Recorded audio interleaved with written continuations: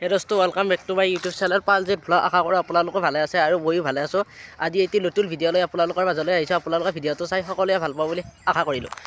অবিভক্ত দৰং জিলা কলিতা জনগোষ্ঠী সন্মিলনৰ 106 অধিৱেশন দেওধনীঘাট শাখাত অনুষ্ঠিত কৰা হৈছে আৰু তাৰে পৰিৱেশ আপোনালোকক দেখুৱাই আছোঁ। প্ৰায় 30,000 ভক্তক আদৰিবলৈ দেওধনীঘাট শাখা উপস্থিত হৈছে আৰু ইয়াতে কাম কৰা পৰিৱেশ আপোনালোকক দেখুৱাই আছোঁ।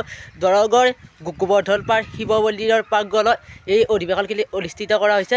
তাৰে পৰিৱেশ মোৰ ভিডিঅ'ৰ জৰিয়তে আপোনালোকক দেখুৱাই আছোঁ। আপোনালোকে মোৰ ভিডিঅ'ৰ জৰিয়তে চাই থকা কিৰণ চন্দ্ৰ চহৰীয়াৰ সোঁৱৰণি ক্ষেত্ৰত এই অধিৱেশনখিনি অনুষ্ঠিত কৰা হৈছে। আপোনালোকক তাৰে কাইলৈৰ পৰা এই অধিৱেশনখিনি অনুষ্ঠিত হ'ব।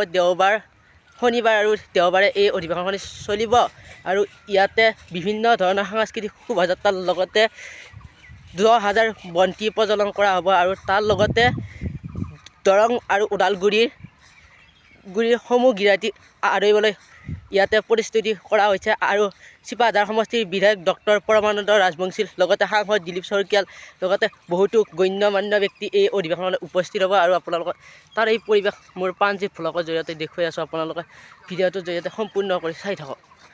এইটোৱে হৈছে গাইজ মেইন পেণ্ডেলটো আৰু আপোনালোকক মেইন মঞ্চৰ পৰিৱেশ দেখুৱাই আছোঁ। আপোনালোকে মোৰ ভিডিঅ'টোৰ জৰিয়তে চাই থাকক।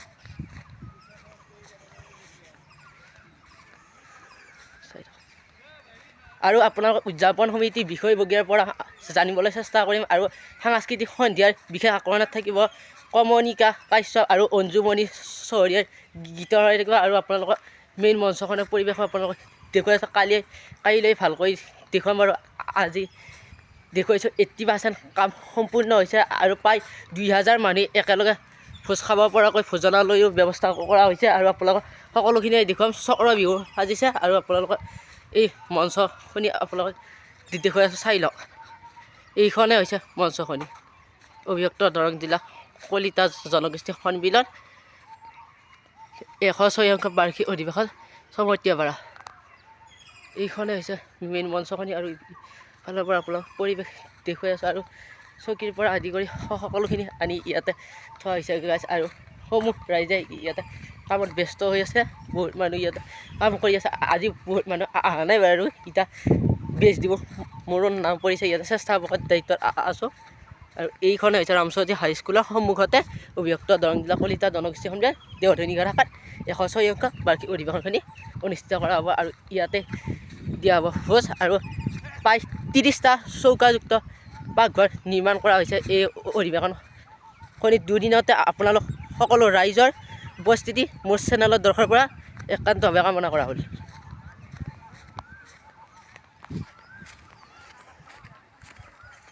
পৰিৱেশ আপোনালোক দেখুৱাই আছোঁ, চাই থকা অবিভক্ত দৰং জিলা কলিতা ষ্টেজমেণ্ট আনি হৈছে আৰু ইয়াতে দিয়া হ'ব ভোজ। কাম 80% কাম সম্পন্ন হৈছে আৰু বহু কাম বাকী আছে গাইজ। আপোনালোকৰ সকলোখিনি দেখুৱাই আছোঁ আৰু এতিয়া পেণ্ডেলৰ কাম তুংগত চলি আছে আৰু আপোনালোকক দেখুৱাই আছোঁ মোৰ ভিডিঅ'ত জৰিয়তে সকলোখিনি অবিভক্ত দৰং জিলা কলিতা জনগোষ্ঠী সন্মিলন দেওধনীঘাট শাখা 106 বাৰ্ষিক অধিৱেশনৰ পৰিৱেশ দেখুৱাই আছোঁ। নিউজ চেনেলৰ লোকো উপস্থিত থাকিব ইয়াতে আৰু এই অধিৱেশনৰ সাংস্কৃতিক শোভাযাত্ৰাত বাৰেৰহণীয়া কৃষ্টি সংস্কৃতি প্ৰদৰ্শন কৰা হ'ব আৰু আপোনালোক ইয়াত দেখুৱাই আছোঁ মোৰ চেনেলৰ জৰিয়তে। ইয়াত কাম চলি আছে। কাইলৈৰ পৰা অনুষ্ঠিত হ'ব অবিভক্ত দৰং জিলা কলিতা জনগোষ্ঠী সন্মিলন দেওধনীঘাট শাখা আৰু আপোনালোক যিটো ভোজনালয়ৰ ভোজ ৰন্ধা হ'ব আপোনালোক সেই ভোজনালয়টো আপোনালোক দেখুৱাইছোঁ। এইটোৱে হৈছে সেই ভোজনালয়তে যিটো ভোজনালয় প্ৰায় 30টা চৌকাযুক্ত পাকঘৰ নিৰ্মাণ কৰা হৈছে অবিভক্ত দৰং জিলা কলিতা জনগোষ্ঠী সন্মিলনৰ। এইটোৱে হৈছে মেইন ভোজনালয়টো। আপোনালোক আৰু বাকীকেইটা বস্তু আপোনালোক দেখুৱাই আছোঁ মোৰ প্ৰাণজিৎ ভ্লগৰ জৰিয়তে। অবিভক্ত দৰং জিলা কলিতা জনগোষ্ঠী সন্মিলন চাই থাকক।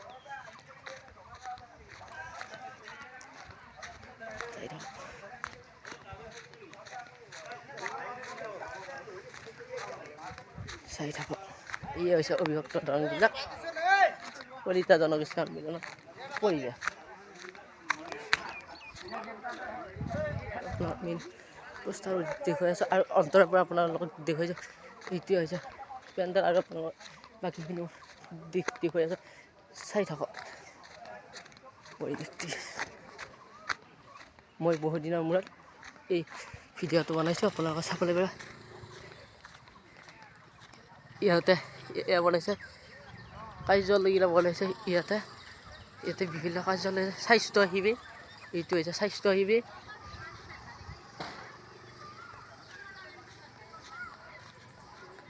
গ্ৰন্থ বিপ্লৱ ইয়াতে নিৰ্মাণ কৰিছে। ইয়াতে আমাৰ গ্ৰন্থ বিপ্লৱ আৰু ইয়াতে গ্ৰন্থৰ লগতে কেলেণ্ডাৰৰো নিৰ্মাণ কেলেণ্ডাৰো উলিয়াইছে এই সন্মিলনসকলক আৰু লগতে বহুতো কেলেণ্ডাৰ তাৰ নিৰ্মাণ কৰিছে আৰু প্ৰায় 30,000 মানুহৰ বাবে ভোজনালয় ভোগ ব্যৱস্থা কৰিছে আৰু লাৰু পিঠা এনেকৈ চাহ দিব আৰু বিভিন্ন ধৰণৰ কাৰ্যসূচী ইয়াতে বিপ্লৱ সমাগত হৈছে। অবিভক্ত দৰং জিলা কলিতা জনগোষ্ঠী বাৰ্ষিক অধিৱেশন পৰিৱেশ আপোনালোকক দেখুৱাই আছোঁ, চাই থাকক। এইটো হৈছে চক্ৰ বিহু,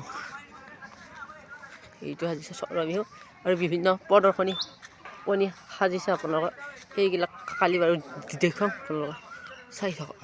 এই অবিভক্ত দৰং জিলা কলিতা জনগোষ্ঠী সন্মিলন বাৰ্ষিক অধিৱেশনৰ পৰিৱেশ চাই থাকক।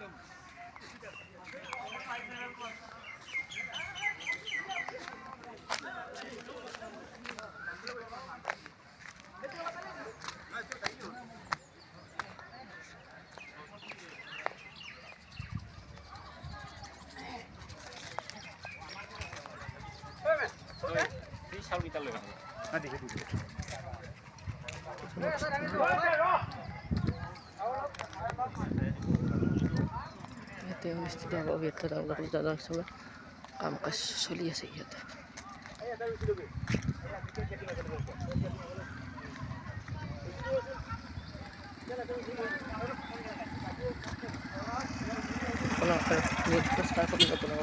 দেখি আছে, চাই থাকক।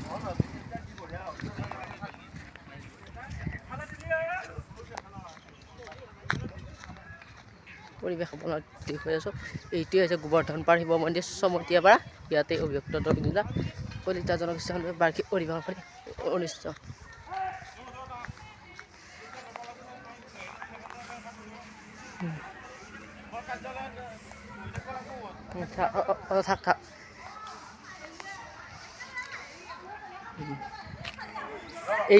এইটোৱে হৈছে অবিভক্ত দৰং জিলা কলিতা জনগোষ্ঠী সন্মিলন কাৰ্যালয় আৰু ইয়াতে কৰ্মকৰ্তাসকল আছে, তাৰ পৰা জানিবলৈ চেষ্টা কৰি অবিভক্ত দৰং জিলা কলিতা জনগোষ্ঠী আপুনি অবিভক্ত দৰং জিলা কলিতা জনগোষ্ঠী সন্মিলনখন চমতীয়াপাৰা গাঁৱত কেনেকৈ অনুষ্ঠিত কৰা হ'ব, কিমান ভক্ত হ'ব, আপুনি সকলোখিনি কথাই বিৱৰিব।